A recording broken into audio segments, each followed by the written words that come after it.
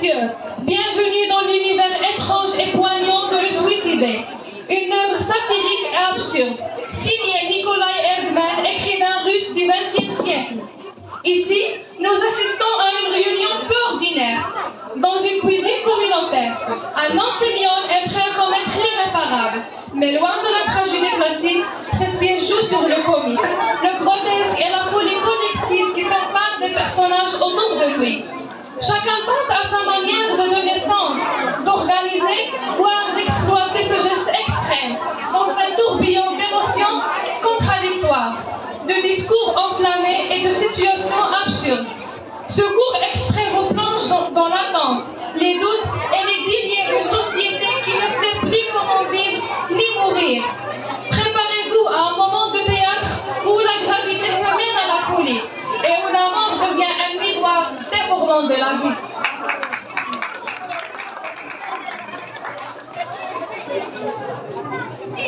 Ce soir est un moment historique. Notre camarade Hagen a pris une décision lourde de poids. Sa souffrance devint une œuvre d'art, une fin qui sera notre commencement. J'ai préparé des crêpes pour demain. Si je dois partir, il faut qu'on soit prêt. Tout cela n'est qu'un spectacle, une farce que nous jouons pour ne pas mourir de honte. Non, c'est un combat, un cri dans le silence étouffant du pouvoir. Moi, j'attends juste pour entamer les affiches et lancer la mobilisation. C'est bien les seuls dans ce combat, mais il n'est pas faible. Ce que nous attendons n'est pas seulement sa mort, c'est un symbole, une révolution. Que la nuit tombe vite, alors que tout s'enchaîne ou commence.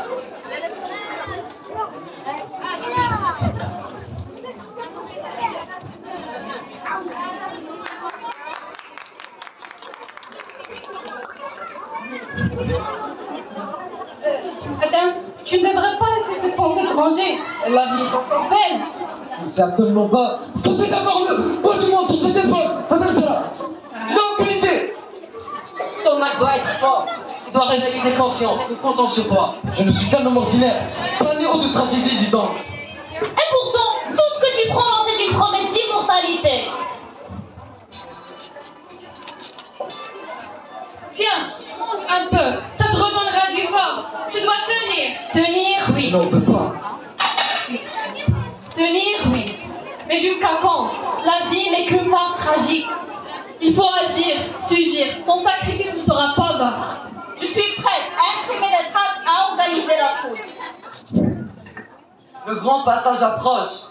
Il faut le laisser partir en paix. Il faut une cérémonie, un grand discours. Le peuple doit savoir. Mon ami, écoute ton cœur. Maman n'est pas toujours la réponse. Je ne veux pas mourir ce soir. Je vais sortir un instant. Pour respirer, pour penser.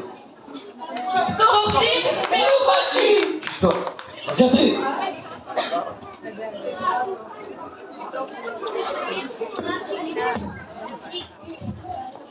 Adam, t'es revenu? Où étais-tu? Pourquoi nous as-tu fait si peur? Je suis allé prendre de l'air. Marchez, regardez les rues. Mangez une glace.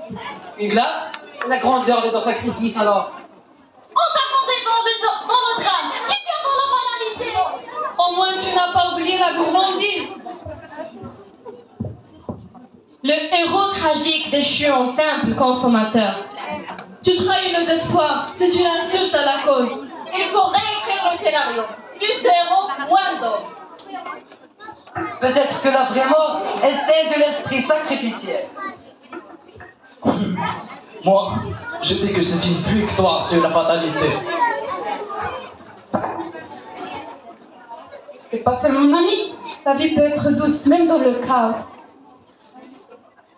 Je ne veux plus être un symbole. Je veux juste être moi-même. Moi-même.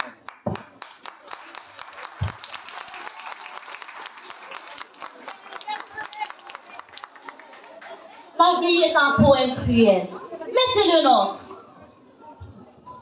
Peut-être que le vrai suicide, c'est d'abandonner ses rêves.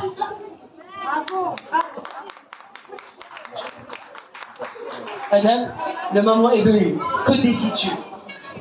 Eh ben, j'ai longtemps cru que mourir était la solution. Et maintenant, je n'en sais plus. À la vie alors, avec tout ce qu'il a d'inattendu. Choisis la vie, Adam, même avec ses absurdités. Alors oui, je choisis la vie. Avec ses combats, ses rires, et ses pleurs. Et moi, je reste à tes côtés.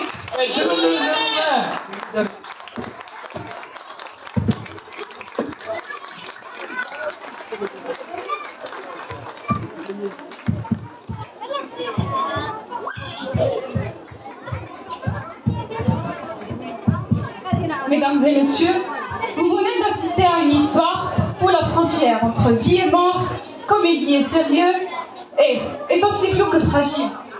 C'est bien cet homme ordinaire, n'est ni un héros ni un martyr, mais le reflet de nos doutes, de nos contradictions et de notre absurdité collective. Dans un monde où les actes se perdent souvent dans le vacarme des discours, où le geste extrême devient spectacle, il reste une question fondamentale. Que choisirons-nous? À nous nôtres, face à l'absurde, la fuite, le combat, ou simplement la vie, avec ses imperfections. Le théâtre comme la vie n'offre pas de réponse simple, mais il ouvre une fenêtre pour que peut-être nous puissions voir autrement. Merci d'avoir partagé ce moment.